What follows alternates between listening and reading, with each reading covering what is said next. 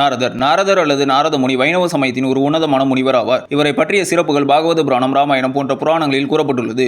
ஆகம விதிகளை பற்றி நாரதர் எழுதிய பஞ்சரத்ரா எனும் நூல் வைணவ மூர்த்தங்களுக்கு பூஜை செய்யும் முறைகளை விளக்கியுள்ளது. ஹரே கிருஷ்ணா இயக்கத்தினர் மத்தியில் இந்நூல் மிகவும் முக்கியமானது. காரணம், அவர்களும் இதே நாரத குரு பரம்பரையில் வந்தவர்கள். நாரதர் எப்பொழுதும் தன்னுடன் ஒரு வீணையும் வைத்திருப்பார். நாராயணா என்ற திருமாலின் நாமத்தை எப்பொழுதும் சொல்லும் இவரது பக்திக்கு ஈடு இணை கிடையாது. பக்தி யோகா முறையையும் நாரத பக்தி சூத்திரங்களையும் இவர் இயற்றியுள்ளார். நாரத ஸ்மிருதி எனும் தர்ம சாஸ்திரத்தை இவர் வழங்கியுள்ளார். இதுவே துறவரம் மற்றும் தவத்தின் முறைகளை எழுத்து எம்புகிறது. இவர் பிரம்மாவின் மானச புத்திரனாக கருதப்படுகிறார். முற்பிறவியில் கந்தர்வனாக பிறந்த இவர் ஒரு சாபத்தால் அடுத்த பிறவியில் ஒரு முனிவரின் வீட்டில் பிறந்தார். அங்கு விஷ்ணு புராணத்தை படித்து தேர்ச்சி பெற்ற இவர் பின்பு பரமாத்மாவை நினைத்து தவம் இருந்து விஷ்ணுவின் தரிசனத்தை பெற்றார். விஷ்ணுவின் ஆசீர்வாதத்தால் நினைக்கும் போதெல்லாம் அவரது தரிசனம் பெறும் பாக்கியத்தை பெற்றார். இவர் கந்தர்வ குலத்தில் பிறந்த ரிஷியானதால் இவர் தேவரிஷி என்றும் வேதங்கள் கூறுகின்றனர். விஷ்ணு புராணத்தின் படி 12 மகாஜனங்களில் இவரும் ஒருவர். நாரதர் முக்காலங்களையும் 3 லோகங்களையும் கடந்து செல்லக்கூடியவராகவே எல்லா புராணங்களும் கூறுகின்றனர். எனவே அவரை திரிலோக சஞ்சாரி என்றும் அழைப்பர். போகும் இடங்களில் எல்லாம் கழகத்தை தொடங்கி வைப்பதால் இவரை கழகப்பிரியர் என்றும் கூறுவர். நாரதர் கழகம் நன்மையில் முடியும் என்று கூறுவதும் உண்டு.